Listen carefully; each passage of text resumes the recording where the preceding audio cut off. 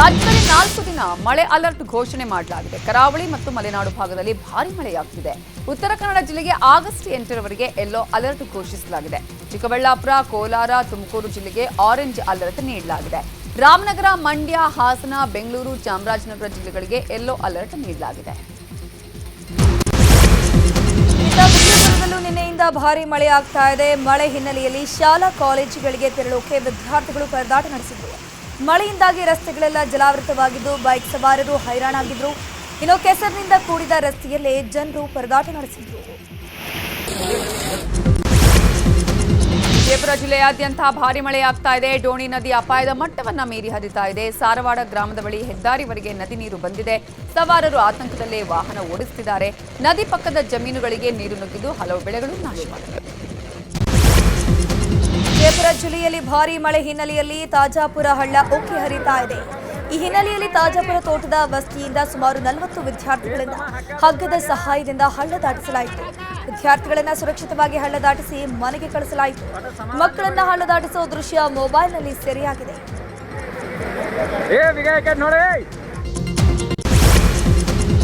ಗದಗ ಜಿಲ್ಲೆಯಲ್ಲೂ ಕಳೆದ ರಾತ್ರಿಯಿಂದ ಬಿಟ್ಟು ಬಿಡದೆ ಮಳೆ ಆರ್ಭಟಿಸುತ್ತಿದೆ. ಮಳೆ ಆರ್ಭಟಕ್ಕೆ ಗಜೇಂದ್ರಗಡ ತಾಲೂಕಿನ ದ್ಯಾಮನಸಿ ಗ್ರಾಮದ ಬಳಿಯ ಹಳ್ಳ ಕೊಳ್ಳಗಳು ಉಕ್ಕಿ ಹರಿತಿವೆ. ಇದರಿಂದ ಶಾಲಾ ಕಾಲೇಜಿಗೆ ಹೋಗೋದಕ್ಕೆ ವಿದ್ಯಾರ್ಥಿಗಳು ಪರದಾಡಿದ್ರು. ಇನ್ನು ಕೃಷಿ ಕೆಲಸಕ್ಕೆ ಜಮೀನಿಗೆ ತೆರಳಲು ರೈತರು ಸಹ ಪರದಾಟ ಮಾಡಿದ್ರು. ಬಾಗಲಕೋಟೆಯಲ್ಲೂ ರಾತ್ರಿ ಭರ್ಜರಿಯಾಗಿ ಮಳೆಯಾಗಿದೆ. ಎಳಕಲ್ ನಗರದ ಹೊರವಲಯದ ಹಳ್ಳ ತುಂಬಿ ಹರಿತಾ ಇದೆ. ಇದರಿಂದಾಗಿ ಸೇತುವೆ ಮೇಲೆ ನೀರು ಬಂದಿದ್ದು ಸೇತುವೆ ಮೇಲೆಯೇ ಜನರು ಓಡಾಡ್ತಿದ್ದಾರೆ. ಪುಟ್ಟ ಮಕ್ಕಳ ಸಮೇತ ಜಲಾವೃತವಾದ ಸೇತುವೆ ಮೇಲೆ ಹೋಗಿ ದೇವರ ದರ್ಶನ ಪಡೆದಿದ್ದಾರೆ. ಸೇತುವೆ ಮೇಲೆ ಸುಮಾರು 2 ಅಡಿಯಷ್ಟು ನೀರಿದ್ರೂ ಕಾರು, ಬೈಕು ಸಂಚಾರ ಮಾಡ್ತಾ ಇದೆ. ಶಿವಮೊಗ್ಗದ ಹೊಸನಗರದಲ್ಲೂ ಎಡಬಿಡದೆ ಮಳೆ ಸುರಿತಾ ಇದೆ. ಬೆಳ್ಳೂರು ಗ್ರಾಮದಲ್ಲಿ ಭಾರೀ ಮಳೆಯಾಗ್ತಿದ್ದು ಜನ ಹೈರಾಣಾಗಿದ್ದಾರೆ. ಹಳ್ಳ ಕೊಳ್ಳಗಳು ಉಕ್ಕಿ ಹರಿತಿವೆ. ರಸ್ತೆ ಮೇಲೆಯೇ ಮಳೆ ನೀರು ಹರಿತಾ ಇದೆ. ಹಾಗೆಯೇ ಭತ್ತದ ಗದ್ದೆಗಳು ಜಲಾವೃತವಾಗಿದೆ. ಬೆಳೆ ನಾಶವಾಗಿದೆ. ತೀರ್ಥಹಳ್ಳಿ, ಹೊಸನಗರ ಮತ್ತು ಸಾಗರ ತಾಲೂಕಲ್ಲಿ ಧಾರಾಕಾರ ಮಳೆಯಾಗಿದೆ. ಚಿಕ್ಕಮಗಳೂರಿನಲ್ಲೂ ಕೂಡ ಬಿರುಗಾಳಿ ಮಳೆ ಅಬ್ಬರಿಸಿ ಬೊಬ್ಬೆರೆದಿದೆ. ಕೊಪ್ಪ ತಾಲೂಕಿನ ಯಡದಂಟೆ ಗ್ರಾಮದಲ್ಲಿ ಮರ ಬಿದ್ದು 2 ಮನೆಗಳಿಗೆ ಸಂಪೂರ್ಣ ಹಾನಿಯಾಗಿರುವಂತದ್ದು. ಮರ ಬಿದ್ದ ರಭಸಕ್ಕೆ ಮನೆಯ ಮೇಲ್ಛಾವಣಿ ಹಾನಿಯಾಗಿದೆ. ಇನ್ನು ಯಡದಂಟೆಯ ಮನ್ವಿತಾ ಅಫ್ರೀದ್ ಮತ್ತು ರಫೀಕ್ ಅನ್ನೋರ ಮನೆಗಳಿಗೆ ಹಾನಿಯಾಗಿದೆ. ಮರ ಬಿದ್ದ ರಭಸಕ್ಕೆ ವಿದ್ಯುತ್ ಕಂಬಗಳು ಮುರಿದು ಬಿದ್ದಿದೆ. ಚಿತ್ರದುರ್ಗ ಜಿಲ್ಲೆಯಲ್ಲಿ ತಡರಾತ್ರಿ ವರುಣ ಅಬ್ಬರಿಸಿದ್ದಾನೆ. ಭಾರೀ ಮಳೆಗೆ ಚಳ್ಳಕೆರೆ ತಾಲೂಕಿನ ಕುರುಡಿಹಳ್ಳಿ ಗ್ರಾಮದಲ್ಲಿ ಈರುಳ್ಳಿ, ಮೆಕ್ಕೆಜೋಳ ಬೆಳೆ ಹಾನಿಯಾಗಿದೆ. 9 ಎಕರೆ ಈರುಳ್ಳಿ, ಮೆಕ್ಕೆಜೋಳ ನೀರು ಪಾಲಾಗಿದೆ. ರೈತ ರಾಜಣ್ಣ ಕಣ್ಣೀರು ಹಾಕ್ತಿದ್ದಾರೆ. ಮೊಳಕಾಲ್ಮೂರಿನ ಪಕುರ್ತಿ ಕೆರೆಯು ಭರ್ತಿಯಾಗಿದೆ. ಇನ್ನು ಮಳೆಗೆ ಹಿರಿಯೂರಿನ 2 ಕಾಲೋನಿಗಳ ಮನೆಗೆ ನೀರು ನುಗ್ಗಿದೆ. ಕೊಪ್ಪಳದಲ್ಲೂ ಕಳೆದ ರಾತ್ರಿ ಮಳೆ ಅಬ್ಬರಿಸಿ ಬೊಬ್ಬೆರೆದಿದೆ. ಭಾರೀ ಮಳೆಗೆ ಕೊಪ್ಪಳದ ಬಸ್ ಸ್ಟ್ಯಾಂಡ್ ನಿಲ್ದಾಣದ ಮುಂದೆ ನೀರು ನಿಂತಿದೆ. ಮಳೆಯ ನೀರು ಚರಂಡಿಯ ಮೂಲಕ ಹರಿದು ಹೋಗೋಕೆ ಆಗದೆ ಬಸ್ ನಿಲ್ದಾಣದ ಮುಂದೆಯೇ ನಿಂತಿದ್ದು ಬಸ್ ನಿಲ್ದಾಣಕ್ಕೆ ಹೋಗೋಕೆ ಜನರು ಪರದಾಟ ನಡೆಸುತ್ತಿದ್ದಾರೆ. ಚಿಕ್ಕಬಳ್ಳಾಪುರದಲ್ಲೂ ಮಳೆ ಆರ್ಭಟಿಸಿದೆ. ನಿರಂತರ ಮಳೆಗೆ ಜಲಪಾತವೇ ಸೃಷ್ಟಿಯಾಗಿದೆ. ಗುಡಿಬಂಡೆಯ ಸುರಸದ್ಮಗಿರಿ ಬೆಟ್ಟದಲ್ಲಿ ಜಲಪಾತ ಸೃಷ್ಟಿಯಾಗಿದೆ. ಬೆಟ್ಟದ ಮೇಲಿಂದ ನೀರು ಹರಿದು ಬರ್ತಿದೆ. ತಾತ್ಕಾಲಿಕವಾದ ಜಲಪಾತವನ್ನ ನೋಡಿ ಗುಡಿಬಂಡೆ ಜನ ಸಂತಸವನ್ನ ವ್ಯಕ್ತಪಡಿಸಿದ್ದಾರೆ. ಉತ್ತರ ಪ್ರದೇಶದ ಹಲವೆಡೆ ಭಾರೀ ಮಳೆ ಆಗ್ತಾ ಇದೆ. ಪ್ರಯಾಗ್ರಾಜ್ನಲ್ಲಿ ಗಂಗಾ ನದಿ ಅಪಾಯದ ಮಟ್ಟ ಮೀರಿ ಹರಿತಾ ಇದೆ. ಜನವಸತಿ ಪ್ರದೇಶಗಳಿಗೆ ನೀರು ನುಗ್ಗಿದೆ. ನದಿ ತೀರದ ದೇಗುಲಗಳು ಕೂಡ ಮುಳುಗಡೆಯಾಗಿದೆ. ಇನ್ನು ಮೊರಾದಾಬಾದ್ನಲ್ಲಿ ಭಾರೀ ಮಳೆಯಾಗ್ತಿದ್ದು ರಸ್ತೆಗಳು ಕೂಡ ಜಲಾವೃತವಾಗಿದೆ. ಬಿಹಾರದ ಹಲವು ಕಡೆ ಬಿಟ್ಟು ಬಿಡದೆ ಮಳೆ ಸುರಿಯುತ್ತಿದೆ. ನಿರಂತರ ಮಳೆಯಿಂದಾಗಿ ಗಂಗಾ ಮತ್ತು ಸೋನೆ ನದಿ ಉಕ್ಕಿ ಹರಿತಾ ಇದೆ. ಇದರಿಂದ ಪಾಟ್ನಾದಲ್ಲಿ ವಸತಿ ಪ್ರದೇಶಗಳಿಗೆ ನೀರು ನುಗ್ಗಿದೆ. ಜನ ಪರದಾಡಿದ್ದಾರೆ. ರಸ್ತೆಗಳೆಲ್ಲ ಜಲಾವೃತವಾಗಿದ್ದು ನದಿ ತೀರದ ಹಲವು ಮನೆಗಳು ಮುಳುಗಡೆಯಾಗಿವೆ. ತಮಿಳುನಾಡಿನ ಊಟಿ, ನೀಲಗಿರಿ ಭಾಗದಲ್ಲಿ ನಿರಂತರವಾಗಿ ಮಳೆಯಾಗ್ತಾ ಇದೆ. ಊಟಿಯಲ್ಲಿ ಸುರಿಯುತ್ತಿರುವಂತಹ ಮಳೆಯಿಂದಾಗಿ ರಸ್ತೆಗಳೆಲ್ಲವೂ ಕೂಡ ಜಲಾವೃತವಾಗಿದೆ. ಇವತ್ತು ನೀಲಗಿರಿ, ಊಟಿ ಸೇರಿದಂತೆ ಹಲವು ಜಿಲ್ಲೆಗಳಿಗೆ ಡೇಂಜರ್ ಅಲರ್ಟ್ ಅನ್ನು ಘೋಷಣೆ ಮಾಡಲಾಗಿದ್ದು ಎಸ್ಡಿಆರ್ಎಫ್ ತಂಡಗಳನ್ನು ನಿಯೋಜಿಸಲಾಗಿದೆ.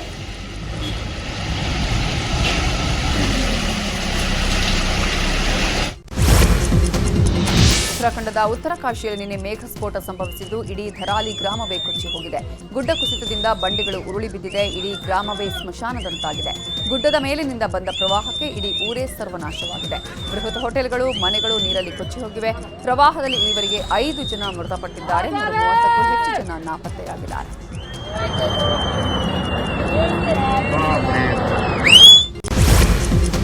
ಉತ್ತರಾಖಂಡ್ನಲ್ಲಿ ಬಿಟ್ಟು ಬಿಡದೆ ಮಳೆ ಸುರಿತಾ ಇದೆ. ಭಾರೀ ಮಳೆ ಹಿನ್ನೆಲೆ ಶಾಲಾ ಕಾಲೇಜುಗಳಿಗೆ ರಜೆ ಘೋಷಿಸಲಾಗಿದೆ. ತೆಹರಿ ಗರ್ವಾಲ್ ಬಳಿ ಪ್ರವಾಹವಾಗಿದ್ದು ಅವಶೇಷಗಳಡಿ ಕಾರು ಸಿಕ್ಕಾಕೊಂಡಿದೆ.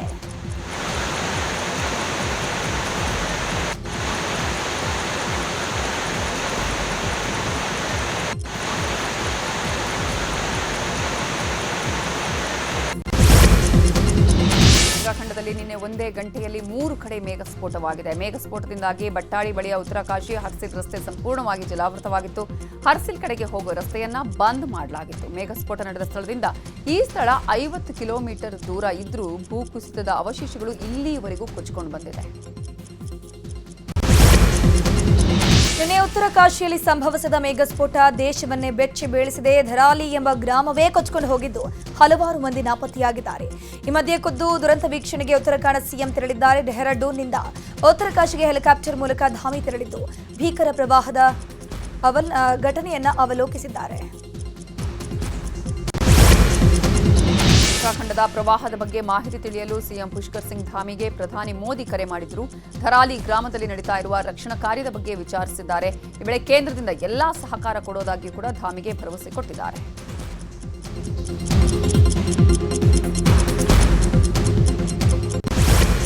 ಧರ್ಮಸ್ಥಳ ಗ್ರಾಮದಲ್ಲಿ ಶವಗಳನ್ನು ಹೂತಿಟ್ಟ ಆರೋಪದ ತನಿಖೆ ಚುರುಕಾಗಿ ನಡೆಯುತ್ತಾ ಇದೆ. ಇಂದು 13ರ ಬದಲು 14ರಲ್ಲಿ ಉತ್ಖನನ ನಡೆಸುವಂತಹ ಸಾಧ್ಯತೆ ಇದೆ. ಸೀರೀಸ್ ಪ್ರಕಾರ ಇಂದು 13ರಲ್ಲಿ ಉತ್ಖನನ ಆಗಬೇಕಿತ್ತು. ಆದರೆ ಎಸ್ಐಟಿ ಇಂದು ಬಂಗ್ಲೆಗುಡ್ಡದಲ್ಲಿ ಉತ್ಖನನ ಮಾಡುವ ಸಾಧ್ಯತೆ ಇದೆ. ಇದೇ ಬಂಗ್ಲೆಗುಡ್ಡದಲ್ಲಿ ಮೊನ್ನೆ ಪುರುಷನ ಅಸ್ಥಿಪಂಜರ ಸಿಕ್ಕಿತ್ತು. ಈಗ ಇಂದು ಕೂಡ ಇದೇ ಸ್ಥಳದಲ್ಲಿ ಎಸ್ಐಟಿ ಶೋಧ ನಡೆಸಲಿದೆಯಂತೆ. ಧರ್ಮಸ್ಥಳದ ಬಂಗ್ಲೆಗುಡ್ಡದಲ್ಲಿ ಸಿಕ್ಕ ಅಸ್ಥಿಪಂಜರದ ಬಗ್ಗೆ ದೂರು ದಾಖಲಾಗಿದೆ. ಧರ್ಮಸ್ಥಳ ಠಾಣೆಯಲ್ಲಿ ಯುಡಿಆರ್ ಪ್ರಕರಣ ದಾಖಲಾಗಿದೆ. ಆಗಸ್ಟ್ 4ರಂದು ಅನಾಮಿಕ ಗುರುತು ಮಾಡದ ಜಾಗದಲ್ಲಿ ಕಾರ್ಯಾಚರಣೆ ನಡೆಸಿದ್ದ ಎಸ್ಐಟಿಗೆ ಪುರುಷನ ಶವ ಸಿಕ್ಕಿತ್ತು. ಹೀಗಾಗಿ ಎಸ್ಐಟಿ ತನಿಖಾಧಿಕಾರಿ ಜಿತೇಂದ್ರ ದಯಾಮ ಧರ್ಮಸ್ಥಳ ಠಾಣೆಯಲ್ಲಿ ಯುಡಿಆರ್ ಪ್ರಕರಣವನ್ನು ದಾಖಲಿಸಿದ್ದಾರೆ. ಬಾಲಕಿ ಶವವನ್ನ ಹೂತು ಹಾಕಿದ್ದಾರೆ ಅಂತ ಸಾಮಾಜಿಕ ಕಾರ್ಯಕರ್ತ ಜಯಂತ್ ಟಿ ಧರ್ಮಸ್ಥಳ ಠಾಣೆಗೆ ದೂರನ್ನು ಕೊಟ್ಟಿದ್ರು. ಸದ್ಯ ಈ ಪ್ರಕರಣವನ್ನು ಎಸ್ಐಟಿಗೆ ಒಪ್ಪಿಸಿ ರಾಜ್ಯ ಪೊಲೀಸ್ ಮಹಾನಿರ್ದೇಶಕರು ಆದೇಶವನ್ನು ಹೊರಡಿಸಿದ್ದಾರೆ. ಘಟನೆಗೆ ತಾನೇ ಪ್ರಮುಖ ಸಾಕ್ಷಿ ಅಂತ ಜಯಂತ್ ದೂರಿನಲ್ಲಿ ಉಲ್ಲೇಖಿಸಿದ್ದಾರೆ. ಸಾರಿಗೆ ಮುಷ್ಕರ ವಾಪಸ್ ಹಿನ್ನೆಲೆ ಇವತ್ತು ಬೆಳಗ್ಗೆಯಿಂದಲೇ ಎಂದಿನಂತೆ ಬಸ್ಗಳು ಸಂಚಾರವನ್ನ ಮಾಡ್ತಾ ಇವೆ. ರಾಜ್ಯದ 4 ನಿಗಮದ ಬಸ್ಗಳು ರಸ್ತೆಗಳಿವೆ. ಜನರಿಗೆ ಸೇವೆಯನ್ನ ಕೊಡ್ತಾ ಇವೆ. ಕೋರ್ಟ್ ತೀರ್ಪಿನ ಬಳಿಕ ನಿನ್ನೆ ಸಂಜೆ ಮುಷ್ಕರವನ್ನು ವಾಪಸ್ ಪಡೆಯಲಾಗಿತ್ತು.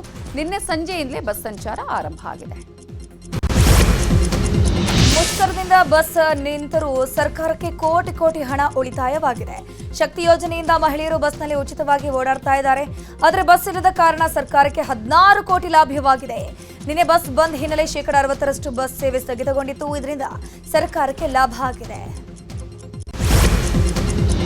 ಮನೆಯೊಳಗೆ ಚಿರತೆ ನುಗ್ಗಿರೋ ಘಟನೆ ಹಾವೇರಿ ಜಿಲ್ಲೆಯ ರಾಣೆಬೆನ್ನೂರು ನಗರದ ನಾಡಿಗೇರಿ ಓಣಿಯಲ್ಲಿ ನಡೆದಿದೆ. ನಾಗರಾಜ್ ಅನ್ನುವರ ಹಳೆ ಮನೆಯ ಹಿಂಬದಿ ಬಾಗಿಲಿನಿಂದ ಚಿರತೆ ಮನೆಗೆ ನುಗ್ಗಿದೆ. ಮನೆಗೆ ನುಗ್ಗಿದ್ದು ಈ ಒಂದು ಚಿರತೆಯನ್ನ ಬೆಳಿಗ್ಗೆ ಎದ್ದು ನೋಡಿದಂತಹ ಸಂದರ್ಭದಲ್ಲಿ ಕಾಣಿಸಿದೆ. ಕೂಡಲೇ ಮನೆ ಬಾಗಿಲು ಹಾಕಿ ಮನೆ ಒಳಗೆ ಚಿರತೆಯನ್ನ ಲಾಕ್ ಮಾಡಿದ್ದಾರೆ. ಸ್ಥಳಕ್ಕೆ ಅರಣ್ಯಾಧಿಕಾರಿಗಳು ಭೇಟಿ ಕೊಟ್ಟು ಪರಿಶೀಲನೆ ನಡೆಸಿದ್ದಾರೆ. ಕಲಬುರಗಿಯ ಆಳಂದ ಪಟ್ಟಣದಲ್ಲಿ ನಕಲಿ ವೈದ್ಯರ ಕ್ಲಿನಿಕ್ಗಳ ಮೇಲೆ ಆರೋಗ್ಯ ಇಲಾಖೆ ದಾಳಿ ನಡೆಸಿ ಶಾಕ್ ಕೊಟ್ಟಿದೆ. ಅಶ್ವಿನಿ ಕ್ಲಿನಿಕ್, ಅವಿನಾಶ್ ಕ್ಲಿನಿಕ್ ಸೇರಿದಂತೆ 5 ಕ್ಲಿನಿಕ್ಗಳ ಮೇಲೆ ಆಳಂದ ಟಿಎಚ್ಒ ಡಾಕ್ಟರ್ ಸುಶೀಲ ಕುಮಾರ್ ನೇತೃತ್ವದಲ್ಲಿ ದಾಳಿ ಮಾಡಲಾಯಿತು. ಸಾರ್ವಜನಿಕರಿಂದ ದೂರು ಬಂದ ಹಿನ್ನೆಲೆ ಅಧಿಕಾರಿಗಳು ದಾಳಿ ಮಾಡಿ 3 ಕ್ಲಿನಿಕ್ ಅನ್ನು ಜಪ್ತಿ ಮಾಡಿ ಇಬ್ಬರಿಗೆ ನೋಟಿಸ್ ಕೊಟ್ಟಿದ್ದಾರೆ. ಆಗಸ್ಟ್ 27ಕ್ಕೆ ಗಣೇಶ ಹಬ್ಬ ಹಿನ್ನೆಲೆಯಲ್ಲಿ ಬಿಬಿಎಂಪಿ ಕಮಿಷನರ್ ಅಲರ್ಟ್ ಆಗಿದ್ದಾರೆ. 8 ವಲಯದ ಅಧಿಕಾರಿಗಳ ಜೊತೆಯೂ ಸಭೆ ಮಾಡಿರುವ ಬಿಬಿಎಂಪಿ ಕಮಿಷನರ್ ಪರಿಸರ ಸ್ನೇಹಿ ಗಣೇಶ ಮೂರ್ತಿಗಳನ್ನು ಪ್ರತಿಷ್ಠಾಪಿಸಿ ಹಬ್ಬ ಆಚರಿಸಲು ಕರೆ ಕೊಟ್ಟಿದ್ದಾರೆ. ಪಿಒಪಿ ಗಣೇಶ ಮೂರ್ತಿ ತಯಾರಿಸುವವರ ಮೇಲೆ ಕೇಸ್ ದಾಖಲಿಸಲು ಅಧಿಕಾರಿಗಳಿಗೆ ಸೂಚನೆ ನೀಡಲಾಗಿದೆ. ಜೊತೆಗೆ ಗಣೇಶ ವಿಸರ್ಜನೆಗೂ ಸಿದ್ಧತೆ ಮಾಡಿಕೊಳ್ಳುವಂತೆ ಸೂಚನೆ ಕೊಟ್ಟಿದ್ದಾರೆ. ನಾಡಹಬ್ಬ ದಸರಾ ಮಹೋತ್ಸವಕ್ಕೆ ಮೈಸೂರಿಗೆ ಬಂದ ಅಭಿಮನ್ಯು ಆ್ಯಂಡ್ ತಂಡ ರಿಲ್ಯಾಕ್ಸ್ ಮೂಡಲ್ಲಿವೆ. ಗಜಪಡೆ ಅರಣ್ಯ ಭವನದಲ್ಲಿ ವಿಶ್ರಾಂತಿ ಪಡೆಯುತ್ತಿವೆ. ಈ ಗಜಪಡೆ ಮೈಸೂರಲ್ಲಿರುವಾಗ ಏನಾದರೂ ಹಾನಿ ಸಂಭವಿಸಿದ್ರೆ ಅದರ ನಷ್ಟ ಪರಿಹರಿಸಲು ಅರಣ್ಯ ಇಲಾಖೆಯಿಂದ ಮಾವುತರು, ಕಾವಾಡಿಗಳು ಮತ್ತು ಉಸ್ತುವಾರಿ ಸಿಬ್ಬಂದಿಗೆ 2 ಕೋಟಿ ರೂಪಾಯಿ ಮೊತ್ತದ ವಿಮೆ ಸೌಲಭ್ಯ ಒದಗಿಸಲಾಗಿದೆ. ಆಗಸ್ಟ್ 4ರಿಂದ ಅಕ್ಟೋಬರ್ 5ರವರೆಗೆ ಈ ವಿಮೆ ಚಾಲ್ತಿಯಲ್ಲಿರಲಿದೆ. ಮೈಸೂರು ದಸರಾಗೆ ದಿನಗಣನೆ ಶುರುವಾಗಿದೆ. ಈ ಹಿನ್ನೆಲೆ ಆಗಸ್ಟ್ 10ಕ್ಕೆ ದಸರಾ ಗಜಪಡೆ ಅರಮನೆ ಪ್ರವೇಶ ಮಾಡಲಿದೆ. ಈಗಾಗಲೇ ಮೈಸೂರಿನ ಅರಣ್ಯ ಭವನದಲ್ಲಿ ಗಜಪಡೆ ಬೀಡುಬಿಟ್ಟಿದ್ದು ಆಗಸ್ಟ್ 10ರ ಭಾನುವಾರ ಸಂಜೆ 6:45ರಿಂದ 7:20ರ ವೇಳೆ ಕ್ಯಾಪ್ಟನ್ ಅಭಿಮನ್ಯು ನೇತೃತ್ವದ 9 ಆನೆಗಳು ಅರಮನೆ ಪ್ರವೇಶಿಸಲಿದೆ. ಪ್ರತಿ ಬಾರಿ ಬೆಳಗ್ಗೆ ಹೊತ್ತು ಗಜಪಡೆ ಅರಮನೆ ಪ್ರವೇಶವನ್ನು ಮಾಡ್ತಿದೆ. ಆದರೆ ಈ ಬಾರಿ ಸಂಜೆ ಅರಮನೆಯನ್ನು ಪ್ರವೇಶಿಸಲಿದೆ. ಕರಾವಳಿಯಲ್ಲಿ ಈಗ ಆಷಾಢದಲ್ಲಿ ಒಂದು ದಿನ ಕಾರ್ಯಕ್ರಮ ನಡೀತಾ ಇದೆ. ಉಡುಪಿಯ ಮಣಿಪಾಲ ಬಬ್ಬುಸ್ವಾಮಿ ದೇವಾಲಯದಲ್ಲಿ ಆಟಿ ಕಾರ್ಯಕ್ರಮ ನಡೆಯಿತು. ಇಲ್ಲಿ ನೂರಾರು ತಿಂಡಿಗಳು, ವಿವಿಧ ಬಗೆಯ ಊಟ ಎಲ್ಲರ ಗಮನ ಸೆಳೆಯಿತು. ಕಾರ್ಯಕ್ರಮದಲ್ಲಿ ಭಾಗಿಯಾದವರಿಗೆ ಭರ್ಜರಿ ಊಟವನ್ನು ಹಾಕಲಾಗಿದೆ. ಸ್ವಾತಂತ್ರ್ಯೋತ್ಸವದ ನಿಮಿತ್ತ ಪುಷ್ಪಕಾಶಿ ಲಾಲ್ಬಾಗ್ನಲ್ಲಿ ನಾಳೆಯಿಂದ 12 ದಿನಗಳ ಕಾಲ ಫಲಪುಷ್ಪ ಪ್ರದರ್ಶನ ನಡೆಯಲಿದೆ. ನಾಳೆ ಫ್ಲವರ್ ಶೋಗೆ ಸಿಎಂ ಸಿದ್ದರಾಮಯ್ಯ ಚಾಲನೆ ಕೊಡ್ತಾರೆ.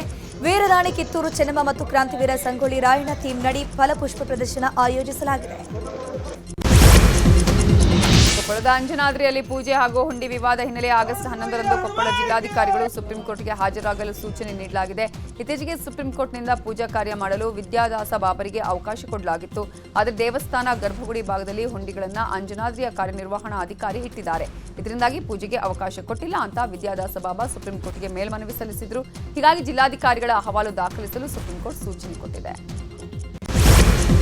ಮನೆ ಮುಂದೆ ಪಾರ್ಕ್ ಮಾಡಿದ್ದ ಕಾರುಗಳ ಪಾರ್ಟ್ಸ್ ಕಳ್ಳತನ ಮಾಡಲಾಗಿದೆ.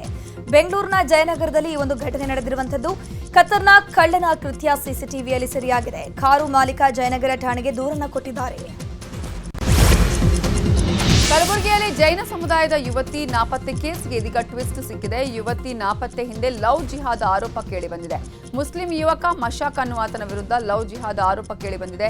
ಕಳೆದ ಜುಲೈ 29ರಂದು ಅಫ್ಜಲ್ಪುರ ತಾಲೂಕಿನ ಗೊಬ್ಬುರ ಗ್ರಾಮದ ಯುವತಿಯನ್ನ ಮಶಾಕ್ ಕರೆದೊಯ್ದಿದ್ದಾನಂತೆ. ಆತ ಕರೆದೊಯ್ದು 8 ದಿನವಾದರೂ ಯುವತಿಯ ಪತ್ತೆ ಇಲ್ಲ ಅಂತ ಪೋಷಕರು ಆತಂಕವನ್ನ ವ್ಯಕ್ತಪಡಿಸಿದ್ದಾರೆ.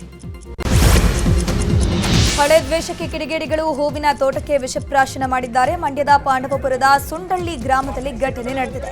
ಲಕ್ಷಾಂತರ ರೂಪಾಯಿ ಮೌಲ್ಯದ ಗಿಡಗಳು ಹಾಳಾಗಿದೆ. ಸುಮಾರು 2 ಎಕರೆ ಪ್ರದೇಶದಲ್ಲಿ ಬೆಳೆದಿದ್ದ ಸೇವಂತಿ ಗಿಡ ಹಾಳಾಗಿದೆ.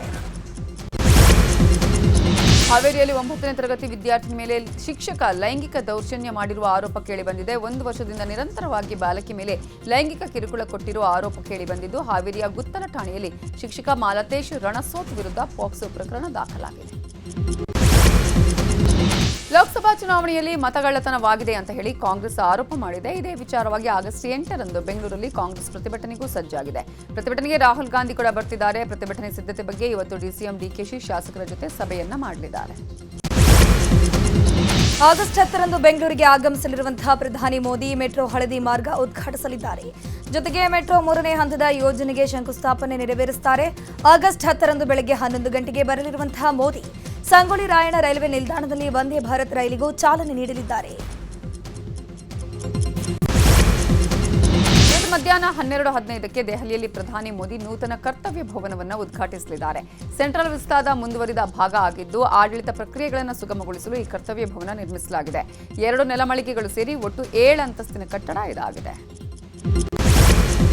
ಗುಜರಾತ್ನ ವಡೋದರಾದಲ್ಲಿ ಸೇತುವೆ ಕುಸಿದು ಟ್ಯಾಂಕರ್ ಒಂದು ಸಿಲುಕಿತ್ತು. ಸೇತುವೆಯ ಮೇಲೆ ಸಿಲುಕಿ ನೇತಾಡ್ತಿದ್ದ ಟ್ಯಾಂಕರ್ ಅನ್ನ ಅಂತೂ ಇಂತೂ ರಕ್ಷಣೆ ಮಾಡಲಾಗಿದೆ. ತುಂಡಾದ ಸೇತುವೆ ಮೇಲೆ ಮಧ್ಯೆ ಸಿಲುಕಿದ್ದ ಟ್ಯಾಂಕರ್ನ ತಂತ್ರಜ್ಞರು ಸೇಫ್ ಆಗಿ ಮೇಲೆತ್ತಿದ್ದಾರೆ. ಈಗಿರುವ 5 ದಿನಗಳ ಟೆಸ್ಟ್ ಪಂದ್ಯವನ್ನ 4 ದಿನಗಳಿಗೆ ಇಳಿಸೋಕೆ ಐಸಿಸಿ ಚಿಂತನೆ ನಡೆಸ್ತಾ ಇದೆ. ಇದಕ್ಕೆ ಭಾರತದ ನಾಯಕ ಶುಭ್ಮನ್ ಗಿಲ್ ವಿರೋಧ ವ್ಯಕ್ತಪಡಿಸಿದ್ದಾರೆ. ಈ ಬಗ್ಗೆ ಇಂಗ್ಲೆಂಡ್ ವಿರುದ್ಧ 5ನೇ ಟೆಸ್ಟ್ ಬಳಿಕ ಮಾತನಾಡಿರುವಂತಹ ಗಿಲ್, 14 ದಿನಗಳ ಪಂದ್ಯವಾಗಿದ್ದರೆ 5ನೇ ಟೆಸ್ಟ್ ಡ್ರಾ ಆಗ್ತಿತ್ತು. ಟೆಸ್ಟ್ ಕ್ರಿಕೆಟ್ ಈಗ ಇರುವಂತಹ ಹಾಗೆ ಮುಂದುವರಿಯಬೇಕು, ಅದರಲ್ಲಿ ಬದಲಾವಣೆ ಅಗತ್ಯವಿಲ್ಲ ಅಂತ ಹೇಳಿದ್ದಾರೆ. ಟೆಸ್ಟ್ ಸರಣಿ ಬಳಿಕ ಭಾರತದ ಚಿತ್ತ ಇದೀಗ ಏಷ್ಯಾ ಕಪ್ ಮೇಲೆ ನೆಟ್ಟಿದೆ. ಸೆಪ್ಟೆಂಬರ್ 9ರಿಂದ T20 ಟೂರ್ನಿ ಆರಂಭಗೊಳ್ಳಲಿದೆ. ತಾರಾ ಆಟಗಾರರಾದ ಯಶಸ್ವಿ ಜೈಸ್ವಾಲ್, ಶುಭ್ಮನ್ ಗಿಲ್, ಸಾಯಿ ಸುದರ್ಶನ್ ಭಾರತ ತಂಡಕ್ಕೆ ಆಯ್ಕೆಯಾಗೋ ನಿರೀಕ್ಷೆಯಲ್ಲಿದ್ದಾರೆ. ಗಿಲ್, ಜೈಸ್ವಾಲ್ ಟೆಸ್ಟ್ ತಂಡದ ಕಾಯಂ ಸದಸ್ಯರಾಗಿದ್ದರೂ ಕೂಡ ಇತ್ತೀಚೆಗೆ ಕೆಲ T20 ಸರಣಿಗಳಲ್ಲಿ ಆಡಿರಲಿಲ್ಲ. ಆದರೆ ಸದ್ಯದ ಫಾರ್ಮ್ ಪರಿಗಣಿಸಿ ಅವರನ್ನು ಟೂರ್ನಿಗೆ ಆಯ್ಕೆ ಮಾಡುವ ಸಾಧ್ಯತೆಗಳಿದೆ. ವಾರ್ 2 ಸಿನಿಮಾ ಬಿಡುಗಡೆಗೆ ಇನ್ನೊಂದು ವಾರ ಬಾಕಿ ಇದೆ. ನಟ ಜೂನಿಯರ್ NTR ಪ್ರಮೋಷನ್ ಅಲ್ಲಿ ಬ್ಯುಸಿ ಆಗಿದ್ದಾರೆ. ಇದರ ನಡುವೆ ಮೊದಲ ಬಾರಿಗೆ ಮ್ಯಾಗಝಿನ್ ಒಂದರ ಮುಖಪುಟದಲ್ಲಿ ಕಾಣಿಸಿಕೊಂಡಿದ್ದಾರೆ.